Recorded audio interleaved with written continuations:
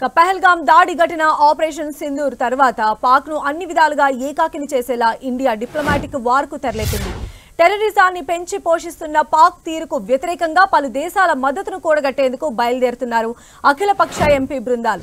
ఇప్పటికే విదేశాలకు వెళ్లే 3 ఎంపీల బృందాలకు పార్లమెంట్లో సమగ్ర సమాచారాన్ని అందించారు విదేశీ వ్యవహారాల కార్యదర్శి విక్రమ్ మిశ్రీ. సంజయ్ ఝా, కనిమొళి, శ్రీకాంత్ షిండే నేతృత్వంలోని ప్రతినిధి బృందాలు నేటి నుంచి 10 రోజుల పాటు వివిధ దేశాల్లో పర్యటించనున్నాయి.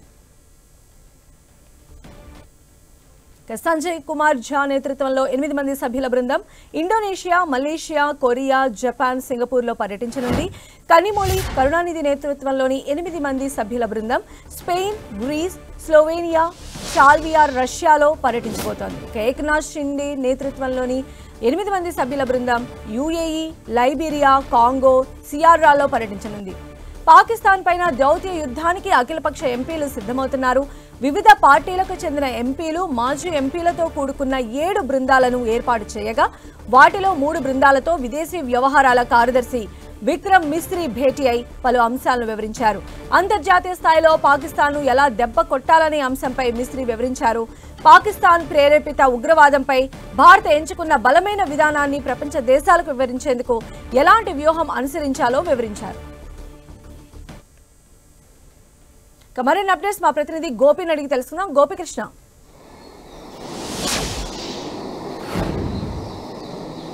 సంధ్య ఆపరేషన్ సింధూర్ నిర్వహించడానికి గల కారణాలను కూడా ప్రపంచవ్యాప్తంగా దాదాపు 7 బృందాలుగా విడిపోయి ప్రపంచవ్యాప్తంగా కూడా ఆపరేషన్ సింధూర్ ఎందుకు నిర్వహించాల్సి వచ్చిందన్న దానిపైన కూడా భారత బృందం పూర్తి స్థాయిలో వివరణ ఇవ్వనుంది. పాకిస్తాన్ ఏ విధంగా ఉగ్రవాదాన్ని సపోర్ట్ చేస్తుంది, ఉగ్రవాదానికి పాకిస్తాన్ ఎటువంటి సహాయ సహకారాలు అందిస్తుంది అన్న దానిపైన ఆధారాలతో సహా ప్రపంచ దేశాలకు తెలియజేసే విధంగా ఈ యొక్క ట్రిప్ ప్లాన్ చేయడం జరిగింది. అయితే ఈరోజు 11:40 మొదటి ఫ్లైట్ బయలుదేరుతున్నారు. అక్కడి నుంచి ఈరోజు సాయంత్రం 9:30కి మరో బృందం కూడా బయలుదేరుతుంది. అయితే ప్రధానంగా పాకిస్తాన్ ఎటువంటి వ్యవహారం చేస్తుంది, ISIలో కావచ్చు లేదా ఇతర ఉగ్రవాద సంస్థలకు ఏ విధంగా పాకిస్తాన్ ఆర్మీ క్యాంపుల్లోనే ట్రైనింగ్ ఇస్తుంది అన్న దానిపైన కూడా కీలక ఆధారాలను కూడా ఇండియా బయటపెట్టనుంది. అదేవిధంగా ప్రపంచవ్యాప్తంగా గతంలో జరిగిన ఉగ్రవాద కార్యకలాపాలకు దాంతో ఆయా దేశాలు నష్టపోయిన తీరును కూడా ప్రపంచ దేశాలకు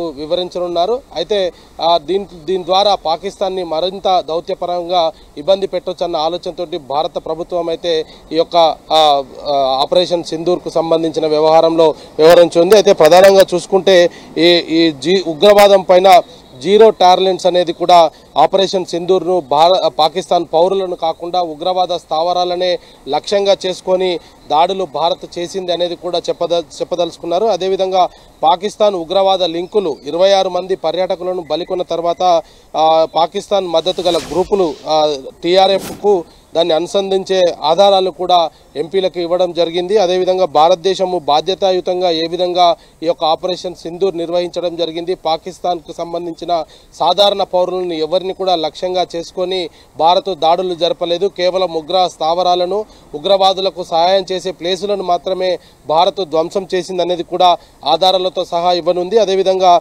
ప్రపంచ ఐక్యత, ఉగ్రవాదానికి వ్యతిరేకంగా ప్రపంచ దేశాలన్నీ కూడా కలిసి రావాలనేది కూడా దీని ద్వారా ఒక సందేశం ఇవ్వనుంది. ఈ యొక్క గతంలో ఇంగ్లాండ్ పైన కావచ్చు, అమెరికా పైన కావచ్చు, భారత్లో జరిగిన ఉగ్రదాడులు ఏ విధంగా పాకిస్తాన్ దాంట్లో హస్తం ఉందన్న దానిపైన కూడా కొంత వివిధ దేశాల నాయకులకు తెలియజేసే అవకాశాలు అయితే కనపడుతున్నాయి. దీంట్లో ప్రధానంగా ఉగ్రవాద స్థావరాలను పాకిస్తాన్ ఏ విధంగా పెంచి పోషిస్తుంది, ఉగ్రవాద నాయకులకు పాకిస్తాన్ ఏ విధంగా రక్షణ కల్పిస్తుంది అనేది కూడా ఇందులో ప్రధానంగా చెప్పే అవకాశాలు కనపడుతున్నాయి. మరొక వైపు జమ్మూ కాశ్మీర్కు సంబంధించిన అంశము, పాక్ ఆక్యుపైడ్ కాశ్మీర్కు సంబంధించిన అంశాన్ని కూడా వివిధ దేశాలకు భారత బృందం చెప్పనుంది. అయితే 10 రోజుల పాటు కూడా ఈ యొక్క బృందం దాదాపు 56 దేశాల్లో 56 ఎంపీలతోటి 33 బృందాలుగా కూడా వెళ్ళి అక్కడ ఉన్న ఈ భారత్లో ఉన్న పరిస్థితి కావచ్చు, ఉగ్రవాదానికి పాకిస్తాన్ ఏ విధంగా సహాయ సహకారాలు చేస్తుంది, కాశ్మీర్లో ఏ విధంగా అక్రమ చొరబాట్లను పాకిస్తాన్ ప్రేరేపిస్తుంది, ఇటువంటి అంశాలన్నింటినీ కూడా వివిధ దేశాలకైతే భారత బృందం చెప్పే అవకాశాలు కనపడుతున్నాయి. ఈ సంధ్య అయితే మేజర్ ఆఫ్ ది కంట్రీస్ అన్నీ కూడా ఉగ్రవాదానికి సంబంధించి వ్యతిరేకిస్తూ ఉన్నాయి. సో భారత్ ఆపరేషన్ సింధూర్ చేపట్టినప్పుడు కూడా రెండు దేశాలు సంయమనం పాటించాలని, ఉగ్రవాదాన్ని ఏరివేయాలని చెప్పే కోరుకు ఉన్నాయి. కాబట్టి ఇప్పుడు ఇండియా నుంచి వెళ్తున్నటువంటి ఈ ఎంపీల బృందంతో భారత్ పాకిస్తాన్ పైన ఒక మైల్ స్టోన్, అంటే ఒక స్టెప్ ఎహెడే ఉన్నట్టుగా మనం భావించవచ్చు అంటారా అంతర్జాతీయంగా కూడా? రైట్ సంధ్య, ఎందుకంటే ఖచ్చితంగా దీని ద్వారా పాకిస్తాన్కు సంబంధించిన దౌత్యపరమైన ఇబ్బందులు పాకిస్తాన్ ఎదుర్కోక తప్పదని చెప్పొచ్చు. ఎందుకంటే ప్రపంచ దేశాలకు ప్రతిసారి కూడా పాకిస్తాన్ ఉగ్రవాదాన్ని తాము పెంచి పోషించట్లేదు, ఉగ్రవాదాన్ని మేము దేశంలో నిషేధించామంటూ కూడా అనేక సందర్భాలు కూడా అంతర్జాతీయంగా పాకిస్తాన్ చెప్తూ వస్తుంది. కానీ ఎక్కడ కూడా పాకిస్తాన్ తమ దేశంలో ఉన్న ఉగ్రవాదులను భారత్ కప్పజెప్పడానికి కానీ లేదా ఇతర 26/11 లాంటి ఘటన అమెరికా కూడా అనేక సార్లు కూడా లాడెన్కు సంబంధించిన వ్యవహారంలో కూడా పాకిస్తాన్ని కోరినప్పటికీ కూడా పాకిస్తాన్ తమకు తెలీదు అనేది చెప్పడం జరిగింది. వీటన్నిటిని కూడా ఈ బృందం ఆధారాలతో సహా పాకిస్తాన్లో ఎటువంటి నాయకులు, ఉగ్రవాద నాయకులు ఎక్కడ ఉన్నారు, వాళ్ళ ఆచూకీలను కూడా సాక్ష్యాధారాలతోటి కూడా ఈ యొక్క ఎంపీల బృందం అయితే వివిధ దేశాలకు తెలియజేసే అవకాశాలు కనపడుతున్నాయి. ముఖ్యంగా పాకిస్తాన్ ఆసియాకు సంబంధించి కూడా పాకును ఒంటరిని చేసే ప్రయత్నం భారత్ సర్కార్ చేస్తుందని చెప్పొచ్చు. ఎందుకంటే దీంట్లో వివిధ దేశాలకు సంబంధించిన దౌత్యపరమైన నాయకులు కూడా ఇందులో ఉన్నారు. కాబట్టి ఈ 10 రోజుల పాటు కొనసాగే ఈ యొక్క ఎంపీల బృందం 10 రోజుల తర్వాత తిరిగి రానుంది. రైట్ గోపికృష్ణ.